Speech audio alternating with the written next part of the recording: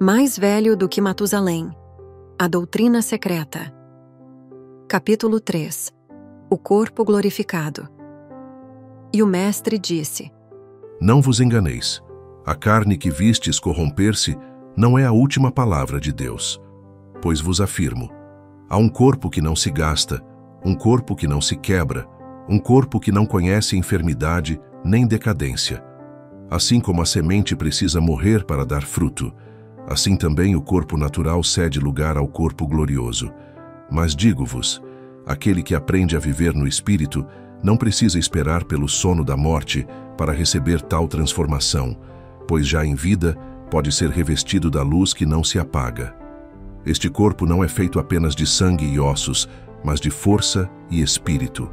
Nele, a juventude não se mede pelos anos, e a vitalidade não se perde com os dias. É incorruptível, eterno, e não está sujeito ao pó da terra. Eis o segredo do reino. O corpo glorificado é a veste dos que andam em Deus, a herança dos filhos que não se contentaram com o que é passageiro, mas buscaram a eternidade. Quem nele é revestido já não teme a morte, pois se tornou a própria expressão da vida. As palavras do mestre encheram o ar de um silêncio denso, como se o próprio tempo tivesse suspendido sua marcha. Os ouvintes sentiram que algo maior que a vida comum lhes era revelado. A promessa de um corpo que não envelhece, não adoece, não se curva ao peso dos anos. Era como contemplar uma visão impossível, mas que, no fundo da alma, parecia mais verdadeira que tudo o que conheciam. O corpo glorificado surgia não como um mito distante, mas como uma realidade que poderia ser experimentada pelos que se abrissem à plenitude da fé. Alguns imaginavam a carne sendo vestida de luz. Outros viam em seu íntimo a figura de Elias subindo em chamas, ou de Enoque sendo tomado pelo sopro divino. Não havia morte naquele estado, apenas ascensão, e a certeza de que a matéria podia ser transfigurada se espalhou como um perfume invisível entre a multidão. Naquele instante, compreenderam. O corpo glorificado não é apenas promessa futura, mas destino presente para aqueles que aprendem a viver em Deus. O conceito de corpo glorificado é central para a visão aqui defendida. Trata-se da transformação do corpo humano em um estado superior de existência, incorruptível, livre da decadência e plenamente integrado ao espírito. A tradição cristã fala desse mistério em termos escatológicos, a ressurreição final, mas as palavras do Mestre permitem outra leitura. Essa transformação não está limitada ao fim dos tempos, mas pode ser antecipada por aqueles que dominam a energia tangível da fé. Do ponto de vista filosófico, o corpo glorificado representa a superação da contradição entre matéria e espírito. Não se trata de abandonar a carne para viver apenas no plano imaterial, nem de reduzir a vida espiritual à biologia. Trata-se de unir ambos em um estado de plenitude, no qual o corpo participa da eternidade tanto quanto a alma.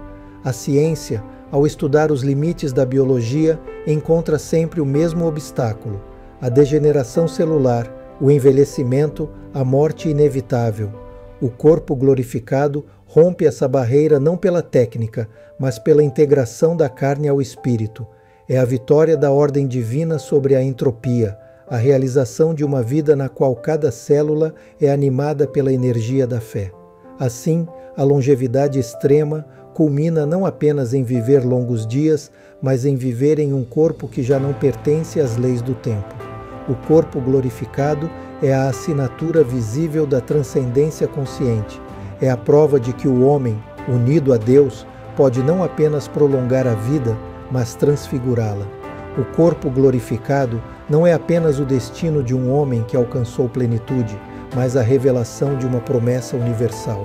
Pois se é verdade que a carne pode ser transfigurada em luz e que a morte pode ser vencida pela energia da fé, então não se trata apenas de um privilégio isolado, mas de uma herança destinada a todos os que são filhos de Deus. A Escritura não cansa de repetir: todos os que são guiados pelo Espírito de Deus, esses são filhos de Deus. E se filhos, também herdeiros, herdeiros de Deus e co-herdeiros com Cristo. Não há distinção entre os que creem. A mesma centelha que habitou os profetas e apóstolos habita em cada homem e mulher que se abre ao Espírito.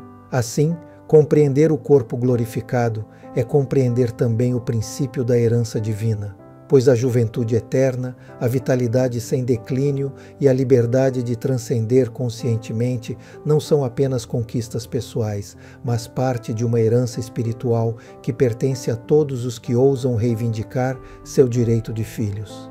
No próximo passo de nossa jornada, aprofundaremos esse mistério, o da herança divina, pela qual a eternidade deixa de ser promessa distante para tornar-se posse presente. É nela que se fundamenta a possibilidade de cada homem e mulher viver dias incontáveis, com vigor e lucidez, até a sua livre ascensão aos planos superiores.